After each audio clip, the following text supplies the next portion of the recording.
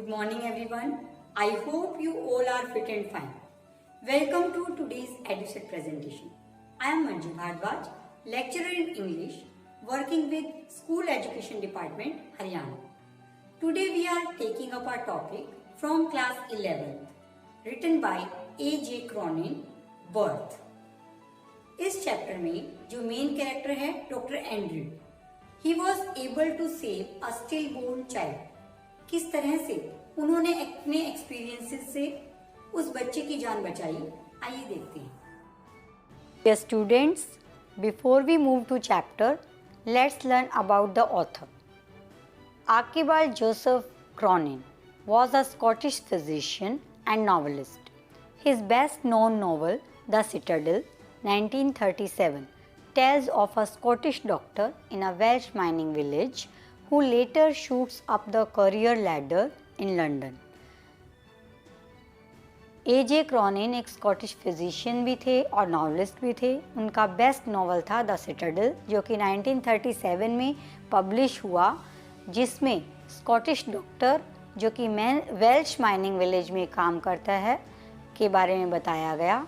बाद में उनका करियर लंदन में बहुत ग्रो करता है. Cronin had seen the venues as a medical inspector of mines and later as a doctor in Harley Street. Cronin ने 2 venues पे काम किया, first as a medical inspector of mines and second as a doctor in Harley Street. The book promoted still controversial ideas on medical ethics and helped to inspire the National Health Service. ये जो book है Citadel, controversial mean विवादास्पद, ये medical ethics पे विवादास्पद ideas को promote करती है और बाद में नेशनल हेल्थ सर्विस को इम्प्रूव करने में इसका इम्पोर्टेंट रोल रहा. Introduction of the lesson. Dear students, ये जो स्टोरी है Birth, it's a very intense story. You can feel sorrow as well as joy. Sorrow of losing a life and joy of reviving the life. Birth is an excerpt from The Citadel that revolves around Andrew Manson, who just graduated out of medical school. Birth doctor Cronin के novel the Citadel का एक excerpt मतलब अंश, part है that revolves around, जो कि main character Andrew Manson के चारों ओर घूमता है. वो अभी मेडिकल स्कूल से ग्रेजुएट होकर आए हैं. It is an account of how the newly graduated medical practitioner helped in bringing Joe and Susan's child into this world despite going through a tough time with his girlfriend Christine. इस lesson में ये account दिया गया है कि किस तरह से एक ग्रेजुएट मेडिकल प्रैक्टिशनर ने जो और सुसन के बच्चे को बचाया इन स्पाइट ऑफ कि उनकी खुद की लाइफ में प्रॉब्लम्स चल रही थी. डियर स्टूडेंट्स, अब हम अपने बहुत ही इंटरेस्टिंग से चैप्टर को पढ़ेंगे और समझेंगे. Line by line I will read it and explain it. Though it was nearly midnight when Andrew reached Bryngower, he found Joe Morgan waiting for him, walking up and down with short steps between the closed surgery and the entrance of the house. जब Andrew ब्रिंगोवर के पास पहुंचा तो आधी रात हो चुकी थी. उसने देखा कि जो मॉर्गन उसकी वेट कर रहा है. वह एंट्रेंस और क्लिनिक के बीच में टहल रहा था. At the sight of him the burly driller's face expressed relief. और जब उसने डॉक्टर को देखा, बर्ली मीन्स ताकतवर दिखने वाला, ड्रिलर्स मीन्स जो ड्रिलिंग मशीन को ऑपरेट करते हैं माइनिंग में, उन्हें कहते हैं ड्रिलर्स. तो उस इंसान के फेस पे राहत की झलक दिखाई दी. और doctor, I am glad to see you. I been back and forward here this last hour. The missus wants you before time too. Doctor को मॉर्गन कहता है कि आपको देखकर मुझे बहुत खुशी हुई. मैं पिछले 1 घंटे से यहाँ टहल रहा हूँ. मेरी मिसेस को आपकी ज़रूरत है क्योंकि उसकी टाइम से पहले डिलीवरी होने वाली है. Andrew abruptly recalled from the contemplation of his own affairs. Contemplation means होता है थॉट। एंड्रयू जो कि अपने ही अफेयर उसको याद आ रहा था, तो उन विचारों में खोया हुआ था, वहाँ से वो बाहर आता है। टोल्ड मॉर्गन टू वेट, और मॉर्गन को बोलता है कि थोड़ी देर वेट करो। He went into the house for his bag, तब वो बैग लेने के लिए अपने घर जाता है। Then together they set out for number 12 Blaina Terrace, और उसके बाद दोनों नंबर 12 ब्लेना टेरेस के लिए निकल पड़ते हैं। The night air was cool and deep with quiet mystery, बहुत ठंडी हवा चल रही थी। Usually so perceptive Andrew now felt dull and listless, हालांकि हमेशा बहुत परसेप्टिव होता है एंड्रयू। परसेप्टिव मीन्स अच्छी इंसाइट वाला, जिसे आभास हो जाता है, लेकिन अंतर्दृष्टि। लेकिन आज now felt dull and listless, आज वो बहुत डल और lazy, listless mean lazy feel कर रहा था। He had no premonition that this night call would prove unusual, still less that it would influence his whole future in Blaenelly. उसे premonition mean आभास होना, इतना भी आभास नहीं हुआ कि ये जो नाइट कॉल थी ये उसके लिए बहुत अनयूजुअल प्रूव होने वाली है। रादर उसका जो पूरा फ्यूचर है ब्लैनली में, वो इस इंसिडेंट से इन्फ्लुएंस होने वाला है। The two man walked in silence until they reach the door of number 12, दोनों बिल्कुल चुपचाप चलते रहे जब तक कि डोर नंबर 12 तक वो नहीं पहुंच गए। Then Joe drew up short, I will not come in, तब जो अंदर आने से हिचकिचाता है और कहता है मैं अंदर नहीं आऊँगा, क्योंकि वो रेस्टलेस फील कर रहा है, उसे नर्वसनेस हो रही है। He said and his voice showed science of strain, उसकी आवाज़ से साफ साफ स्ट्रेस झलक रहा था। But man I know you will do well for us, वह डॉक्टर को कहता है कि मैं जानता हूँ तुम हमारे लिए बहुत अच्छा काम करोगी। Inside a narrow stair led up to a small bedroom, clean but poorly furnished, and lit only by an oil lamp. Here, Mrs. Morgan's mother, a tall, grey-haired woman of nearly 70, and the stout, elderly midwife, waited beside the patient, watching Andrew's expression as he moved about the room. अंदर तंग सी सीढ़ियाँ थी जो कि small bedroom की तरफ जाती थी, जो साफ़ सुथरा था, बट फर्नीचर वहाँ का लो क्वालिटी का था। वहाँ सिर्फ एक तेल का दिया जल रहा था। यहाँ पर मिसेस मॉर्गन की मदर, जो कि एक लंबी सफ़ेद बालों वाली नियरली 70 ईयर्स के अराउंड की लेडी थी, और उनके साथ स्टाउट मीन पावरफुल, एक स्वस्थ एल्डरली मिडवाइफ, मिडवाइफ होती हैं नर्स जो कि डिलीवरी में हेल्प करती हैं, तो वो मिडवाइफ के साथ पेशेंट के साथ वेट कर रही थी, वॉचिंग एंड्रयूज़ एक्सप्रेशन, और जब एंड्रयू अंदर आते हैं तो उनके फेस एक्सप्रेशन देखती हैं। Let me make you a cup of T doctor, बाक। बाक क्या होता है? जैसे बड़े लोग बोलते हैं ना बेटा, उसे बोलते हैं बाक।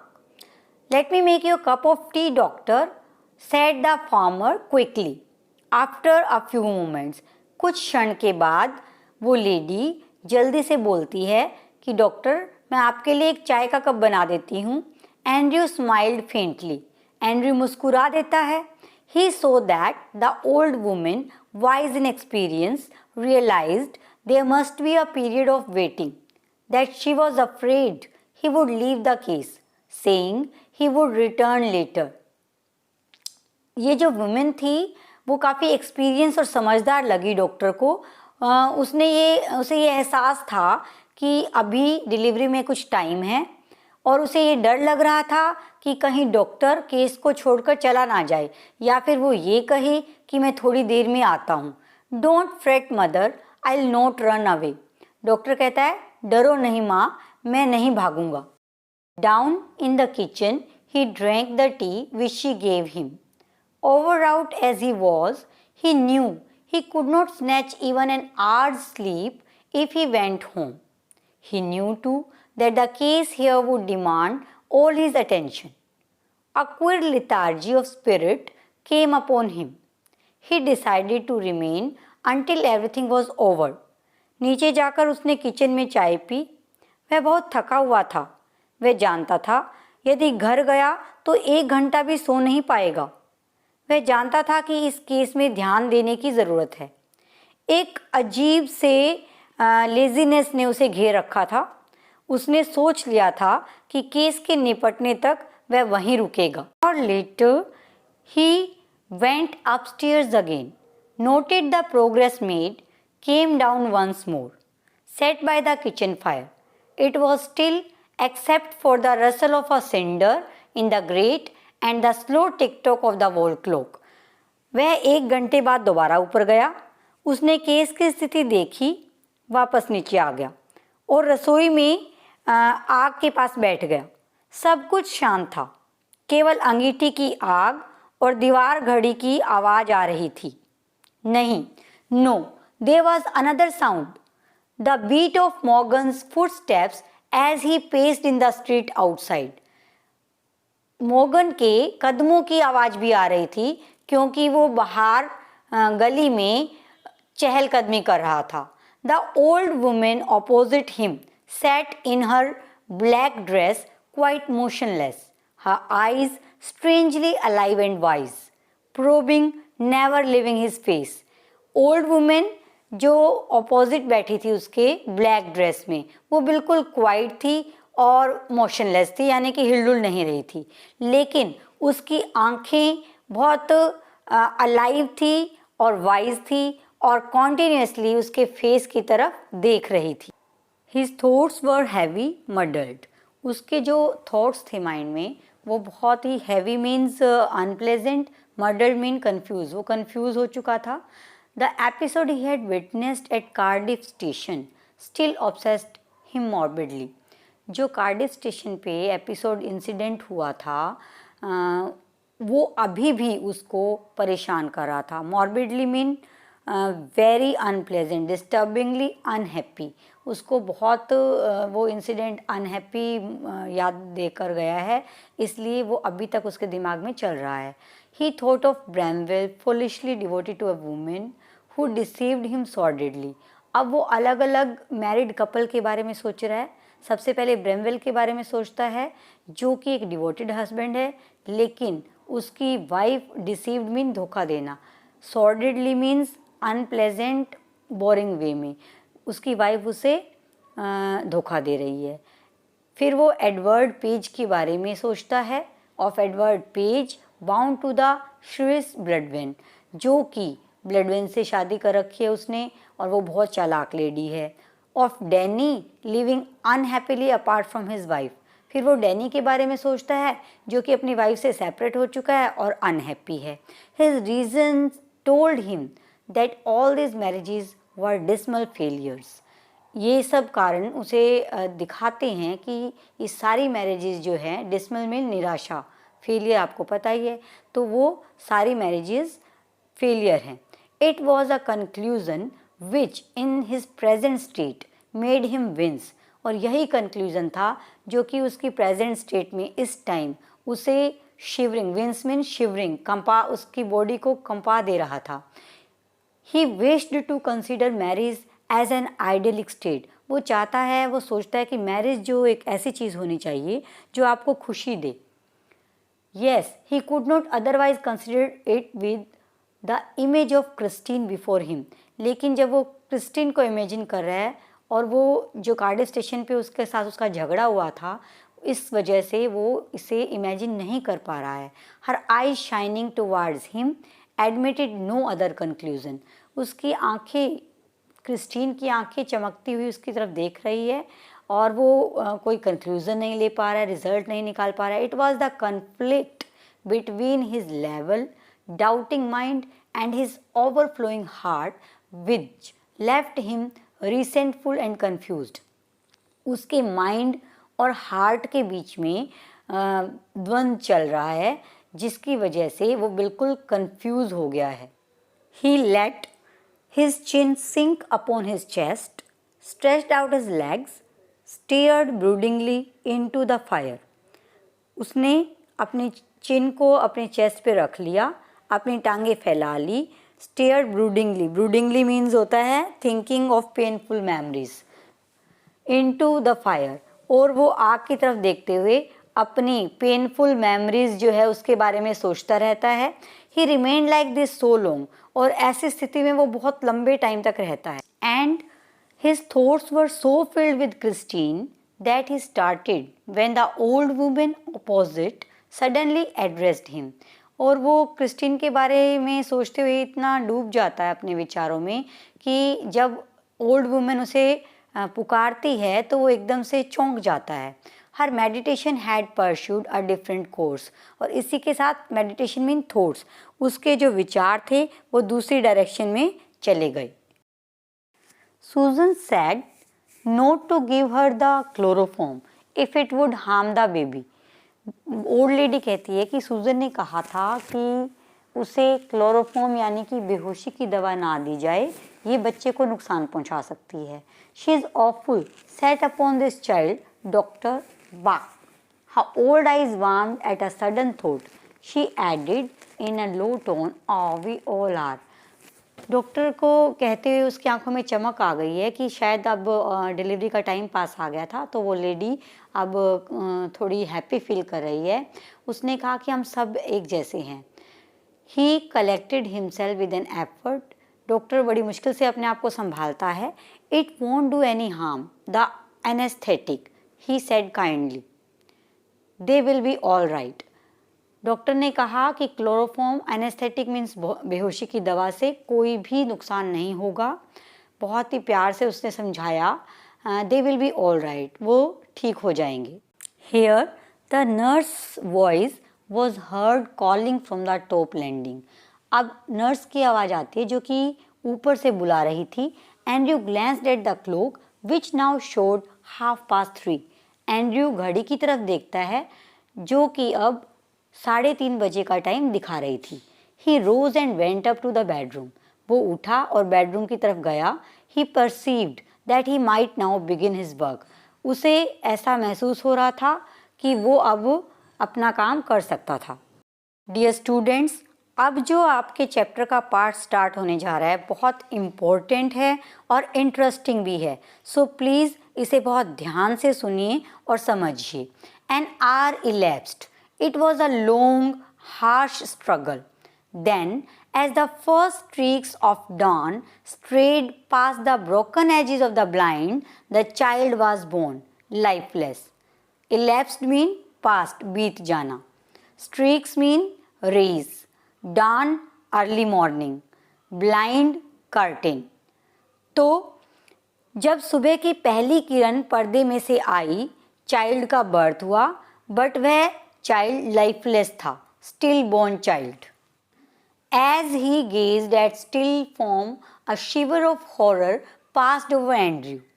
After all that he had promised, his face, heated with his own exertion, chilled suddenly. As he gazed, gaze means stared, still mean lifeless. जैसे ही उसने उस बच्चे को, स्टिल फॉर्म यहाँ पर कौन है? That child. जैसे ही उस बच्चे को उसने देखा, अ शिवर, शिवर मीन कंपकंपी, ऑफ हॉरर मीन डर, एक डर से कंपकंपी उसकी छूट गई एंड्रयू की। आफ्टर ऑल उसने प्रॉमिस किया था ओल्ड लेडी से कि बच्चा और मदर दोनों ठीक रहेंगे। हिज फेस, उसका जो फेस था जो कि खुद के एक्सर्शन की वजह से अभी हीट हो चुका था, गर्म हो चुका था, सडनली चिल्ड, सडनली ठंडा हो गया। He hesitated, torn between his desire to attempt to resuscitate the child and his obligation towards the mother. Resuscitate mean to revive, back, giving back life. वो दोनों उस बहुत ही उसमें अब डिलेमा था उसके माइंड में कि वो चाइल्ड को रिसस्किएट करे या फिर his obligation toward the mother. Obligation mean duty, उसकी ड्यूटी थी मदर की तरफ, वो पूरी करे। Who was her self in a desperate state, desperate state mean need of help. जो उसकी मदर थी बच्चे की, वो भी उसको भी हेल्प की ज़रूरत थी। The dilemma was so urgent, he did not solve it consciously. Dilemma mean confusion. ये जो कन्फ्यूज़न थी उसको वो इतनी ज़्यादा उस टाइम क्रिएट हो चुकी थी कि उसने उसे कॉन्शियसली मीन सोच समझकर सोल्व नहीं किया, blindly instinctively he gave the child to the nurse. बिना सोचे ही उसने बच्चे को नर्स को दे दिया and turned his attention to Susan Morgan who now lay collapsed almost pulseless. अपना ध्यान उसने सूसन मॉर्गन की तरफ किया जो कि कोलैप्स मतलब निडाल पड़ी थी, ऑलमोस्ट पल्सलेस, जिसकी पल्स ऑलमोस्ट रुक गई थी, and not yet out of the ether. Ether mean anaesthetic, जो क्लोरोफॉर्म दिया था ना बेहोश करने के लिए, उसके लिए यूज हुआ है, तो वो उससे भी अभी तक बाहर नहीं आई थी, यानी कि उसे होश नहीं आया था। His haste was desperate, a fronting race against her ebbing strength. उसके पास समय बहुत कम था और माँ की गिरती हालत को संभालना उसके लिए बहुत ज़रूरी था। It took him only an instant to smash a glass ampule and inject the medicine. Glass ampule क्या है? वो बॉटल जिसमें मेडिसिन होती है। तो उसे बहुत एक क्षण ही लगा, उसने एक ग्लास एम्प्यूल तोड़ा और मेडिसिन को मदर की बॉडी में इंजेक्ट कर दिया।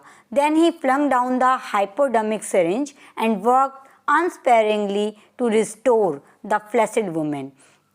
Flaccid mean weak. तब उसने उस सिरिंज को नीचे गिराया और मदर को होश में लाने की कोशिश करने लगा।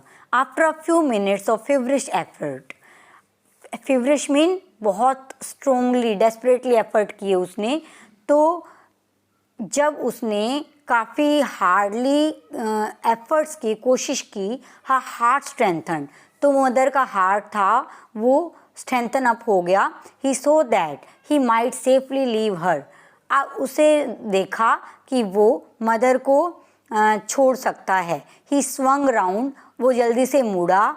इन his shirt sleeves his hair sticking to his damp brow. इतनी ज़्यादा जो मेहनत की थी उसने, तो वो पसीने पसीने हो रखा था, इसलिए उसके जो बाल थे वो उसकी आईब्रो से चिपक रहे थे। Where is the child? The midwife made a frightened gesture. She had placed it beneath the bed.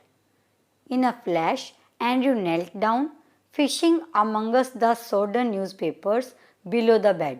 He pulled out the child. अचानक से पूछता है कि बच्चा कहाँ है।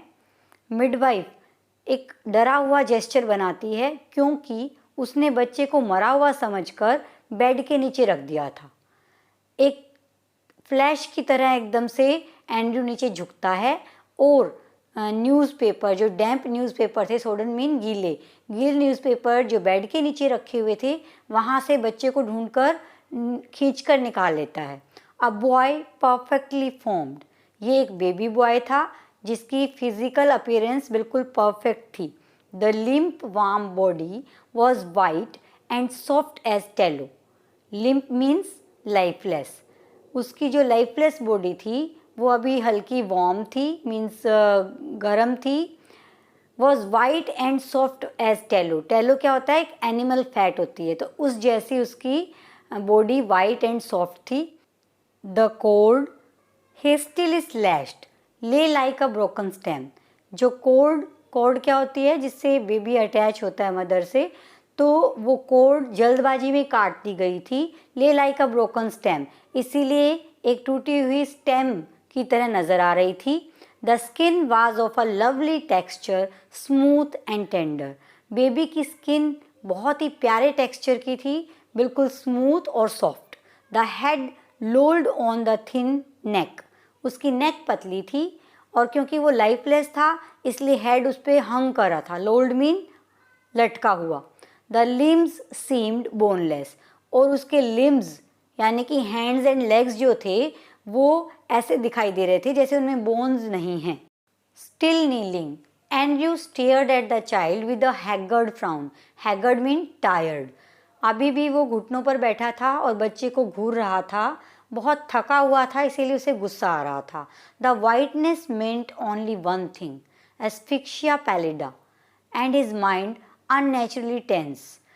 वाइटनेस, जो बच्चे की वाइट बॉडी थी उसको देखकर उसे एक बात समझ आई थी कि उसे एस्फिक्सिया पैलिडा हुआ है, जो कि होता है सफोकेशन की वजह से दम घुट जाना। And his mind unnatural tense, और उसका माइंड जो था वो और ज़्यादा टेंस हो जाता है। Raced back to a case he once had seen in the Samaritan, उसका माइंड उस तरफ जाता है कि उसने एक केस देखा था बहुत साल पहले स्मैरिटन में, to the treatment that had been used, और वो ट्रीटमेंट भी उसे याद आता है जो वहाँ यूज़ किया गया था। Instantly he was on his feet, अचानक से वो अपने फीट पर आ गया।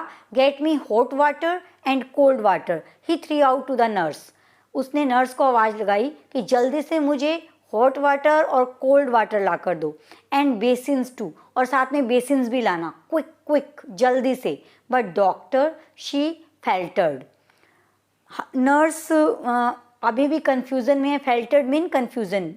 हर eyes on the pallid body of the child, वो देख रही थी, पैलिड मीन येलोइश, बच्चे की येलोइश बॉडी को देख रही थी। तभी वो फिर से चिल्लाता है, क्विक, ही शाउटेड, चिल्लाकर कहता है जल्दी करो। डियर स्टूडेंट्स, अब जो हम पैराग्राफ पढ़ेंगे वो एक क्वेश्चन का आंसर भी बनता है। What last effort does the doctor make to revive the child. अगर आप ध्यान से पढ़ेंगे तो इस क्वेश्चन का आंसर भी फ्रेम कर पाएंगे। So let us start. Snatching a blanket he laid the child upon it and began the special method of respiration. Doctor ने एक ब्लैंकेट खींचा और उस पर बच्चे को लिटाया। उसके बाद उन्होंने इसे आर्टिफिशियल सांस देना शुरू किया। The basins arrived, the your, the big iron kettle, तभी बेसिन्स भी आ जाते हैं और बड़ी सी जो आयरन की केटल है वो भी आ जाता है। Frantically he splashed cold water into one basin, into the other he mixed water as hot as his hand could bear. जल्दी से उसने एक बेसिन में कोल्ड वाटर डाला और दूसरे बेसिन में हॉट वाटर डाला, उतना हॉट जितना उसका हाथ सहन कर सके। Then like some crazy juggler he hurried the child between the two, now plunging into the icy, now into the steaming bath. अब उसने एक मैजिशियन की तरह, जैसे वो जगलिंग करता है, ऐसे ही बच्चे को एक से दूसरे टब में डालना शुरू किया। अब कोल्ड वाटर में, फिर उसके बाद हॉट वाटर में, पहले कोल्ड वाटर में फिर हॉट वाटर में, और वो इस तरह ही करता चला गया। 15 मिनट पास्ट, इस तरह करते हुए 15 मिनट हो गए। Sweat was now running into Andrews eyes blinding him. अब एंड्रूज की आइज़ में पसीना आ गया था और जिससे उसे दिखाई नहीं दे रहा था। One of his sleeves hung down dripping, एक बाजू उसकी नीचे लटक रही थी और उसमें से पसीना बह रहा था। हिज ब्रेथ केम पांटिंगली, अब वो हाँफने लगा था। But no breath came from the legs body of the child, लेकिन बच्चे के ढीले शरीर में कोई भी सांस आ जा नहीं रही थी। Desperate sense of defeat pressed on him, a raging hopelessness. अब डॉक्टर के मन में बहुत ही निराशा होने लगी थी। He felt the midwife watching him in a stark consternation while there, pressed back against the wall, where she had all the time remained, her hand pressed to her throat. जो midwife थी वो उसे बहुत ही anxiety से देख रही थी, दीवार के साथ सटे हुए, अपने गले को अपने हाथों से पकड़ रखा था और एक शब्द भी नहीं बोल रही थी। Her eyes burning upon him, उसकी आंखों में बहुत ज़्यादा गुस्सा था। वॉज द ओल्ड वुमेन, क्योंकि वो बड़ी एज की औरत थी। ही remembered her longing for a grand child, तभी उसे वो ग्रैंड मदर याद आ जाती है जो अपने ग्रैंड चाइल्ड की वेट कर रही थी। As great as had been her daughter's longing for this child, उतनी ही डेस्परेटली वो वेट कर रही थी जितनी डेस्परेटली सूजन अपने बच्चे की कर रही थी after 20 years of the marriage. Old dashed away now, सब अब बेकार हो गई थी। फिटाइल बियॉन्ड रेमेडी, बिल्कुल व्यर्थ जिसका कोई इलाज नहीं था। The floor was now draggled mess, floor पे सब चीज़ें बिखर गई थी, बिल्कुल मैस बन गया था। Stumbling over a sopping towel, Andrew almost drop the child, लड़खड़ाते हुए एंड्रयू ने ऑलमोस्ट बच्चे को टावल पे गिरा ही दिया था। Which was now wet and slippery in his hands, जो कि अब बिल्कुल गीला और स्लिपरी हो गया था उसके हाथों में, like a strange white fish, और एक अजीब सी वाइट मछली जैसा लग रहा था।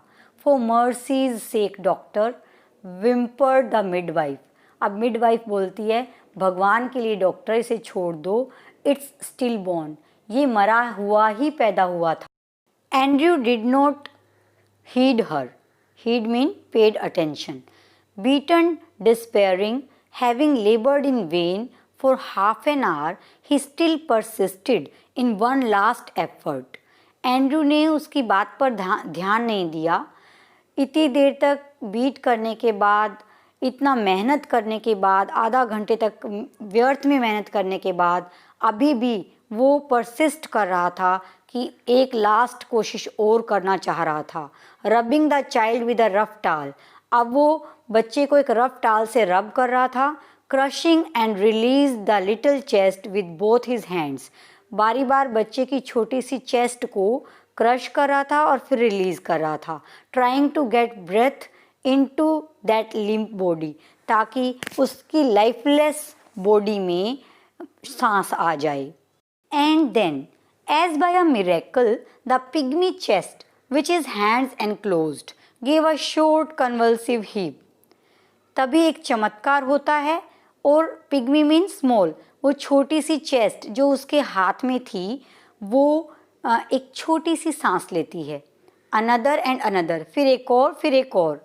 एंड्रयू टर्न गिडी, एंड्रयू को चक्कर आ जाता है। The sense of life springing beneath his fingers after all that unwilling striving was so exquisite it almost made him faint.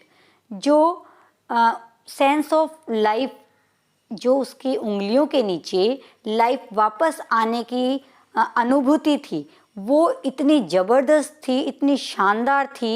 इतनी ज़्यादा मेहनत करने के बाद जो ऐसा हुआ वो इतना शानदार था कि जो डॉक्टर है वो ऑलमोस्ट बेहोश हो गया। He redoubled his effort feverishly.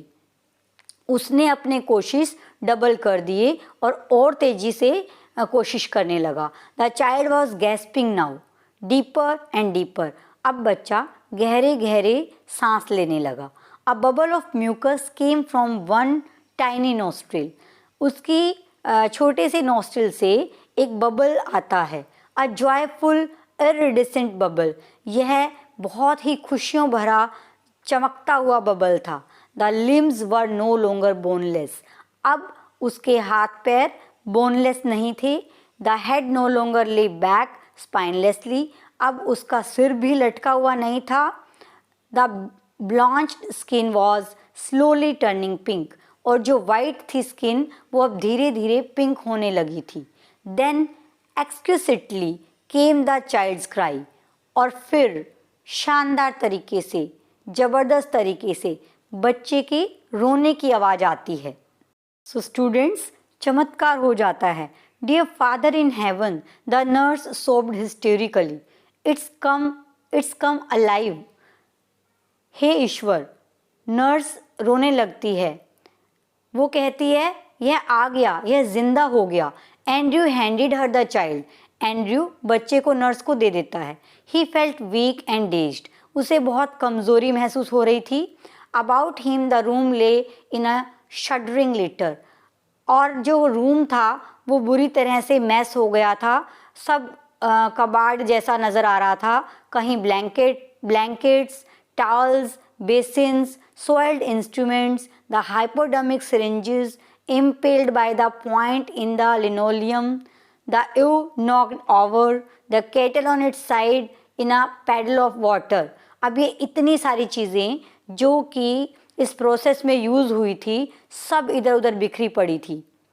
Upon the huddled bed, the mother still dreamed her way quietly through the anesthetic. और बेड के ऊपर जो मदर थी अभी भी एनेस्थीसिया की वजह से बेहोश थी और अब सपने में गुम थी। The old women still stood against the wall. Old women जो कि मदर थी सुसैन की, वो अभी भी दीवार के साथ खड़ी थी, but her hands were together, लेकिन उसके हाथ जो थे वो जुड़े हुए थे। हर लिप्स मूव्ड विदाउट साउंड, उसके होठ हिल रहे थे लेकिन आवाज़ नहीं आ रही थी। शी वॉज प्रेइंग, वो भगवान से प्रेयर कर रही थी। Mechanically Andrew wrung out his sleeve, pulled on his jacket.